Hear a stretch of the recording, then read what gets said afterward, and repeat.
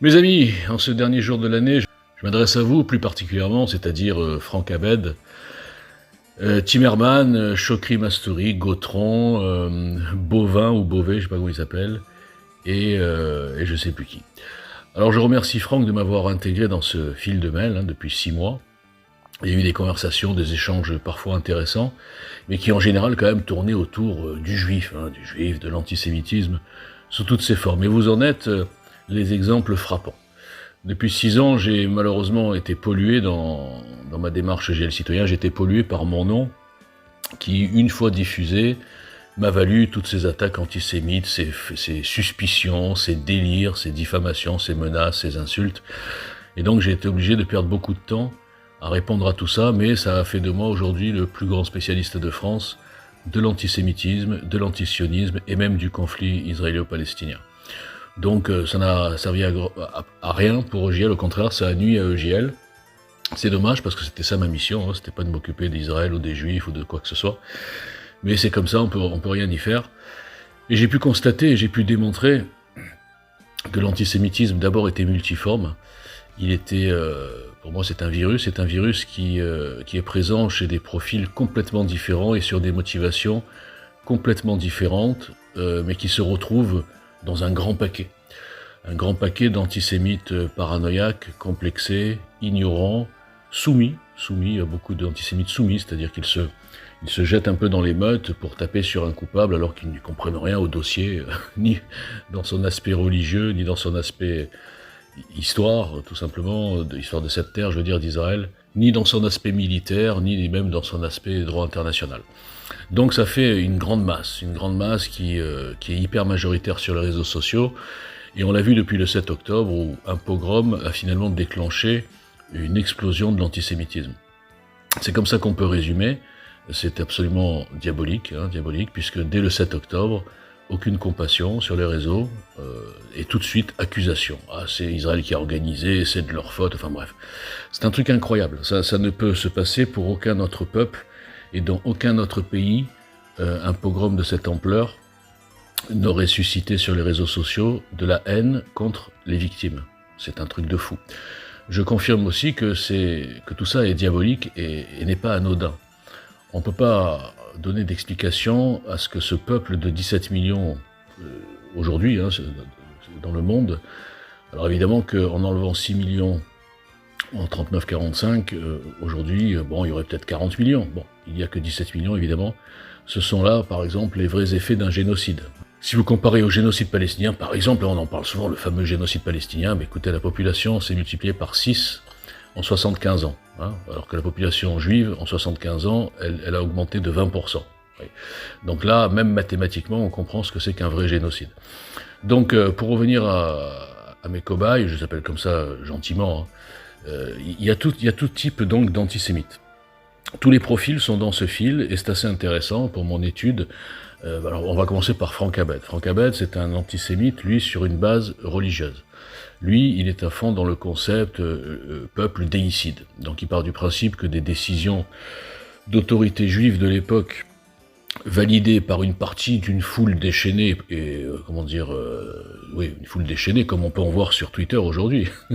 Moi j'ai fait face à toutes sortes de foules déchaînées, donc il en déduit que 25 ou je sais pas combien de générations plus tard, tous ceux qui font partie de ce peuple, qui sont descendants de ce peuple, sont coupables de la mort de Jésus.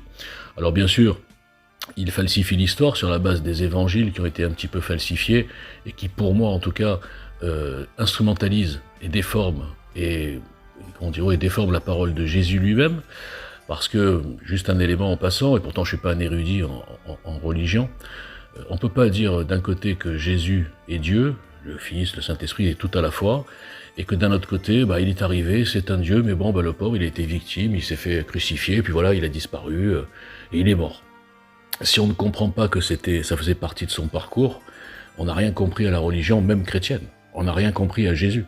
Si on ne comprend pas que Jésus était juif, circoncis, mangeait cachère, et donc que son peuple d'origine est le peuple juif, même si après il y a eu un désaccord, on va dire, je vais appeler ça un désaccord politique, si on ne comprend pas que jamais de la vie, quelles que soient les 2 ou 3 phrases tirées de ici ou là, attribué à Jésus, qui lui visait les marchands du temple, en priorité.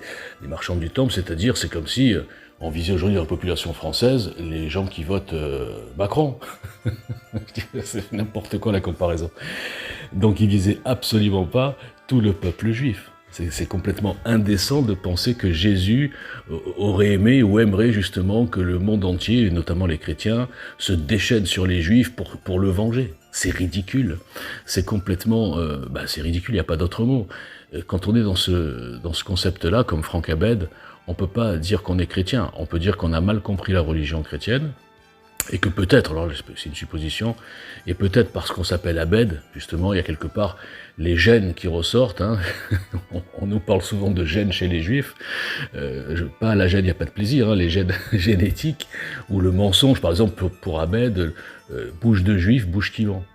C'est-à-dire qu'on est dans un truc complètement psychiatrique où le mensonge est génétique. C'est un truc de fou.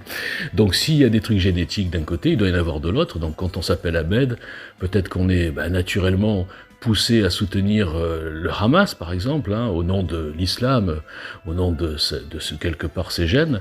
Et donc on mixe tout ça pour faire des juifs les coupables parfaits, hein, les coupables de génocide contre ses frères ou ses cousins musulmans, arabes, palestiniens, et en même temps le peuple qui a tué Jésus. Alors que tout le monde sait que ce sont les Romains qui ont tué Jésus, et que si Ponce Pilate, quel que soit ce qui a été écrit ensuite, une fois que les Romains étaient devenus, comment dire, catholique ou chrétien, conversion politique évidemment, mais bon, ça on va pas en parler, d'un coup c'était oui, bon, je m'en lave les mains, et puis on interprète ça comme on veut, et puis finalement, non, bon, ils voulaient pas le tuer, mais bon, comme ce sont les Juifs qui ont exigé, les Romains, force occupante, force d'occupation, ont obéi aux occupés. C'est tout à fait classique dans l'histoire, on le voit dans toute l'histoire du monde, souvent les forces dominantes obéissent aux occupés, aux colonisés, hein, parce qu'à l'époque c'était quand même une colonisation. Donc Franck Abed, c'est ça son problème, c'est un problème, on va dire, basé sur une fausse interprétation de la religion chrétienne, et une fausse interprétation de la parole de Jésus. Ensuite on a son cousin, qui s'appelle Chokri Mastouri. Bon, je sais pas d'où il sort exactement, lui il est très mystérieux, mais bon, apparemment il est chrétien. Il est exactement dans le même truc, mais lui il est beaucoup plus haineux, hein. Lui c'est vraiment des trucs... En fait, lui, il rêve d'un génocide sur les Juifs. Il rêve que les Juifs n'existent plus et que cette terre sainte juive, puis chrétienne, devienne un califat. Un califat aux mains des islamistes, un peu comme Raqqa, hein, parce que le Hamas, c'est un peu ça. Voilà, donc il y a ce profil-là, très nerveux, très insultant. Après, il y a le profil Gautron. Alors lui, Gautron, c'est un peu différent. Il y a un peu un mélange de ça, mais il rajoute le côté que j'appelle psychiatrique, où il avale toutes les légendes. Et là, on parle d'un complexe d'infériorité, couplé d'une paranoïa certaine, qui lui fait penser que les Juifs contrôlent tout, que les Juifs dirigent tout, et tout ce qui peut arriver aux Juifs, forcément, c'est eux qui l'ont organisé. Que ce soit la Shoah, ou même le 7 octobre, évidemment, puisque c'est bien sûr Netanyahou qui a tout organisé. On ne sait pas pourquoi, mais enfin, c'est lui qui a tout organisé, bien sûr. Et alors, bien sûr, lui aussi diffuse la légende des Khazars, hein, que le monde est dirigé par les Khazars. Les Khazars, cette tribu extraordinaire d'extraterrestres qui était au fin fond de Khazaristan, à côté de l'Ukraine, là, et un royaume extraordinaire tellement puissant que d'abord ils ont été renversés par les Russes et les Mongols. La cour de Khazarie s'est échappée, hein, ils se sont échappés à cheval, une grande caravane, les femmes, les enfants, les ânes, etc., des coffres remplis d'or. Ils ont traversé toute l'Europe, hein, ils sont devenus les Ashkénazes. Là, je vous récite sa légende. Ce sont devenus les Ashkénazes complètement, c'est-à-dire tous les Juifs Ashkénazes sont des Khazars. Ils se posent absolument pas la question du nombre, hein, ils se disent pas comment 3000 qui sont partis sont devenus, en 39 ou 40, il devait être 10 millions d'Ashkénazes. Comment 3000 sont devenus 10 millions? Posez-lui la question, il va vous sortir une formule mathématique étonnante qui aboutirait à quelque chose comme chaque famille khazare, chaque femme khazare a eu 25 ou 30 enfants. Et encore, je suis même pas sûr d'y arriver.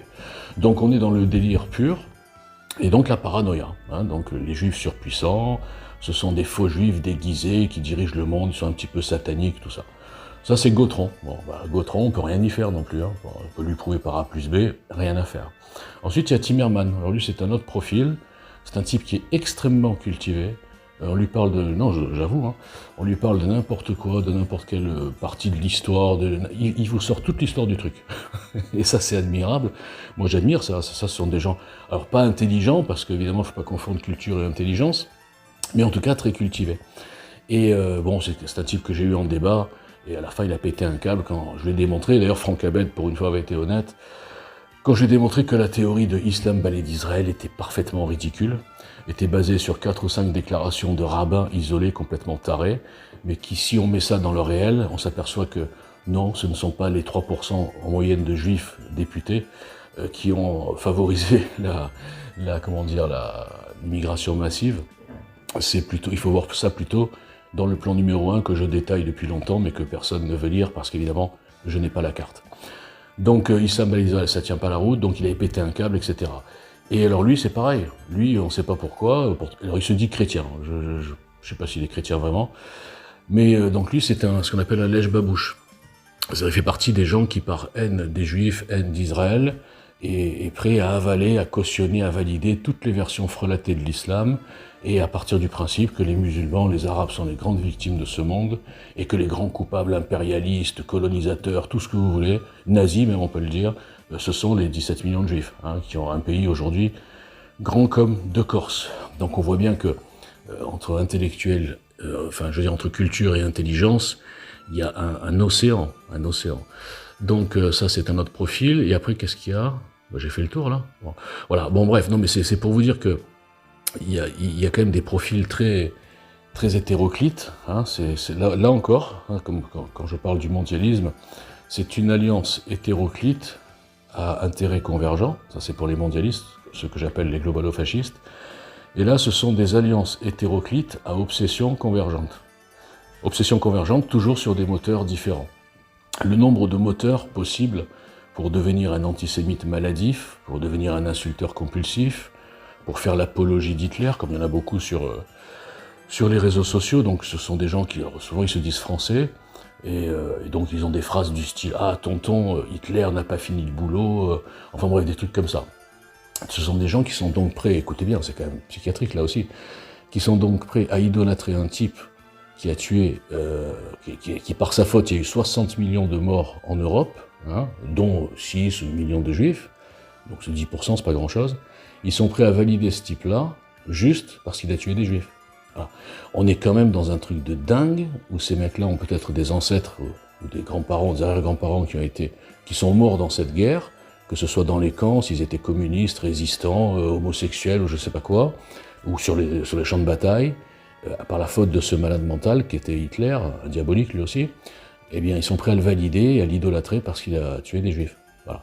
Donc rien que ça devrait faire comprendre à quel point l'antisémitisme est quelque chose de diabolique. Et là nous arrivons à un point que je ne suis pas équipé en termes de culture pour démontrer ça, parce que d'abord je ne sais même pas si quelqu'un peut le démontrer, mais là c'est juste mon avis qui n'est étayé par rien, c'est juste un avis. Je crois que cette rage quasi psychiatrique, surnaturelle, diabolique, cette obsession contre les juifs n'est pas anodine.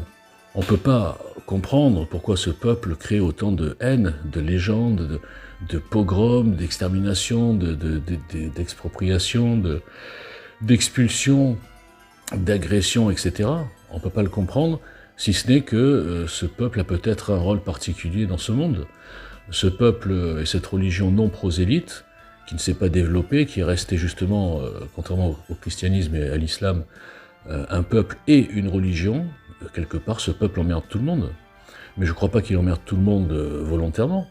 Je crois que ce peuple met, moi je vois même à mon petit niveau, et moi qui suis donc mixte, je ne suis même pas juif en vérité, mais bon, mon père était juif, ma mère ne l'est pas, elle est catholique, chrétienne, française, mais malgré tout, j'ai décidé de l'être. J'ai décidé de l'être en voyant cet acharnement à 100 contre 1, si je dois résumer, à 100 contre 1 sur les juifs. Parce que c'est pas normal, c'est pas normal. C'est pas normal que dans tous les autres cas de figure, ce peuple passerait pour un peuple cible, un peuple victime. Or là, on arrive à avoir des théories comme quoi c'est ce peuple qui martyrise tout le monde. Enfin, je veux dire, alors que ce peuple n'a jamais conquis rien du tout, il n'y a jamais eu de guerre des juifs contre ci, contre là, il n'y a rien dans l'histoire, juste des fantasmes, et le fait que le juif, pas dangereux, pas nombreux, toujours en extrême minorité partout, est la cible idéale. Et la cible idéale pour tous les complexés, les paranoïaques, les lâches, les ratés, les gens qui ont besoin qu'on leur serve un coupable. C'est toujours le même problème. Dans toute l'histoire, les pogroms sont toujours partis sur des fantasmes. Hein. Les juifs enlèvent les enfants, je sais pas quoi. Enfin, chaque époque a eu son juif, si j'ose dire.